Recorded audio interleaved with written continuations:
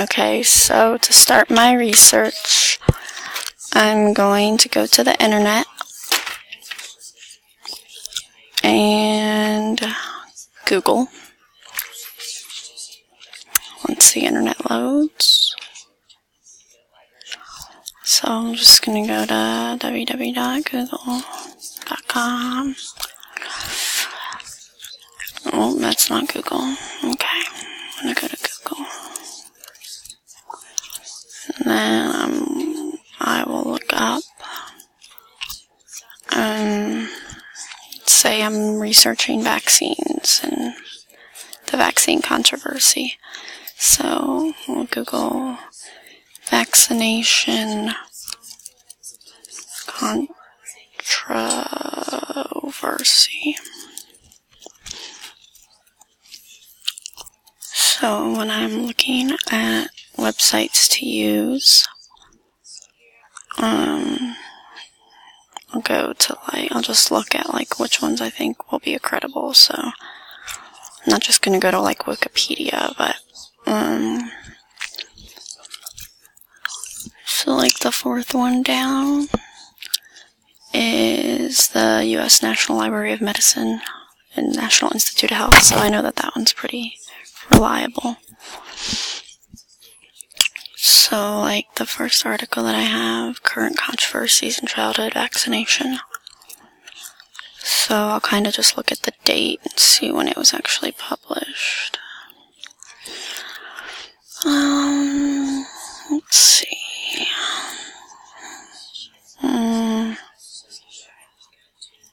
So it's not giving me the entire article, which I'll need. So this is just an abstract, so I'll go back because it's not really giving me any information. You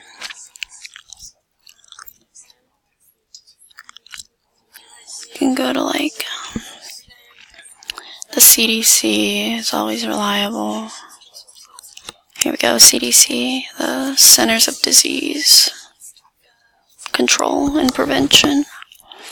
So we know that that's a reliable source, and they always have a lot of good information. So I'll just look through here and see what I can find that would help my topic.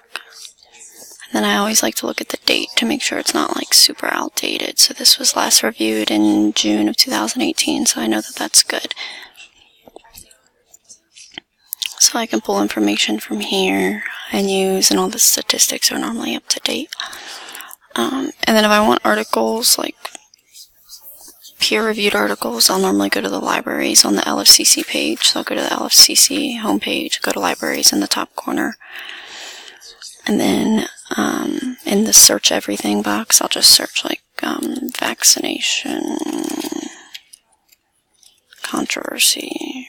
Or I'll be more detailed, so I'll do the effects of vaccines on children, sure. And search everything in the libraries. And then it's loading. So that brings up a whole list of different things that I can look at.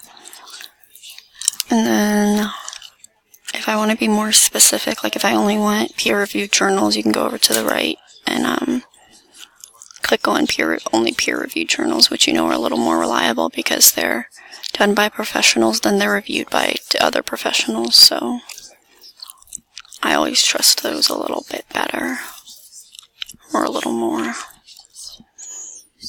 So I always try to get peer-reviewed journals, and then again I like to look at the dates, so I've got a bunch on here, but some of them are 2003, 2004, so I probably won't use those ones just because they're a little outdated.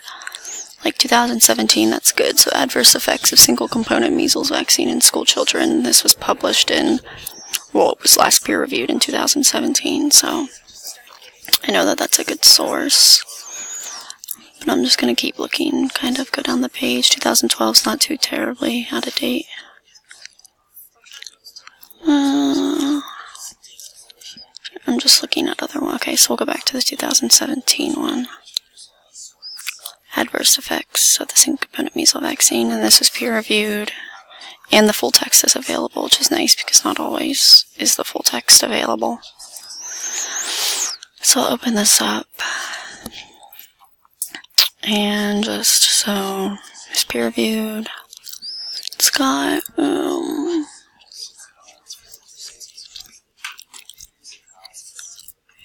just gonna go down and kind of look at the journal.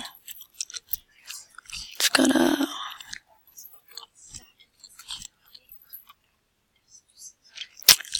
so it kind of gives me like a short description, and then, so this is just like an overview, but I'll need to see the full text to actually do the research. So it will say, click on full text available to get more detail.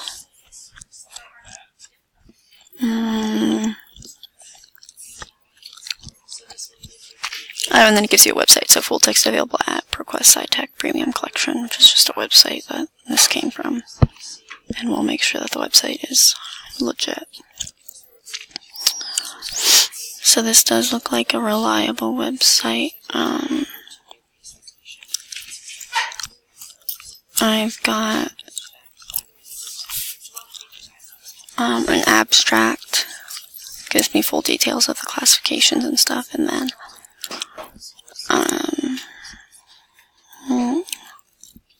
it still doesn't give me the full article, which I need. Oh, more, maybe, no? Oh, full text, okay, so I'm just in the abstract and details, but we'll go to the full text. So at the top, I click on full text. Oh, here we go, and this gives me the abstract, full text, materials, and stuff. So I'll just read through this. I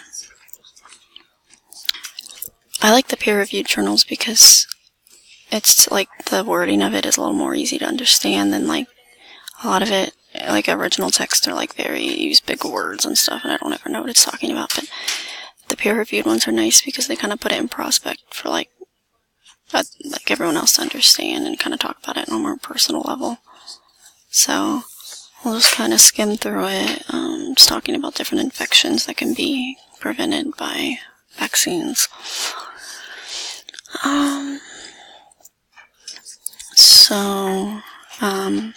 If I need a statistic and I like what it's saying word for word and I agree with it, I can do like an in-text citation. So I can use those words word for word from the text, but I need to use quotation marks. And so in my text I would say, maybe like as stated by ProQuest, quotation mark, the statistic word for word, end quote. And then I would need to put the author's name and the date of the article, so 2017. And then I'd need a reference page at the end of my paper to reference this article. And then if I like the whole discussion and I want to kind of summarize it, I can summarize it. So I might say like, I might summarize insert. So I would do the author's name and the year of the article, so blah blah, his name, 2017, in parentheses, and then I'd say as stated, parentheses, name, date, in parentheses, and then I can go on and summarize what they had said, and then reference them on my reference page, and that way you know everything after that is summarized by them, and it's not my own words or my own thoughts. I really like using these online libraries and these online journals from the school website because they're credible and they give a lot of good detailed information that I can use, and as long as I am citing them correctly and giving them appropriate credit, I'm not doing anything wrong. It's not plagiarizing as long as you say that it's word for word quotations or it's summarizing. Just make sure that I always make sure that I put in that this author said this in what year, and I'm allowed to use it. So, this is a really good article that I found. It's within good dates and has good accreditation. I got that from the school libraries, which I find that has better articles than just Googling stuff, because you know that it's actual, like, legit information that I can use. So I'll just go back, like I said, out of this and kind of look at other journals that were on the library's website. So, just looking at the list of other peer-reviewed journals that came up. There's one from 2012. And stuff like that. But if I go back to Google, so Google has things too, it's just not as, like, it's hard to tell if they're actually incredible or not. So, like, a lot of college websites are normally pretty reliable. Mayo Clinic is kind of iffy sometimes. Most of the time it's okay, but you kind of just have to be careful.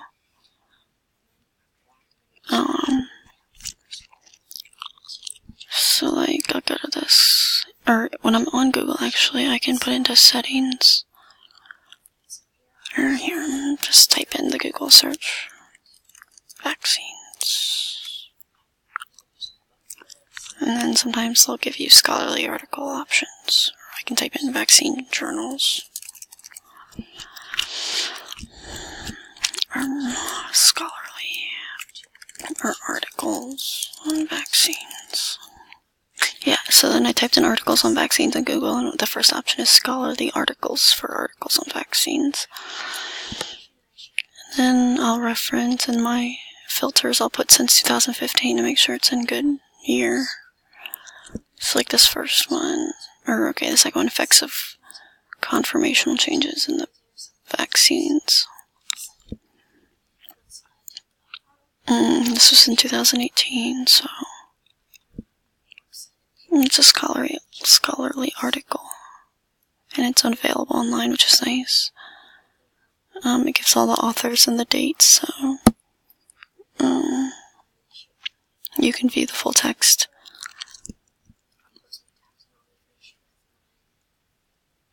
So I can use information from here and just make sure to cite it in my paper with my reference page if I'm using direct quotes or just summarizing.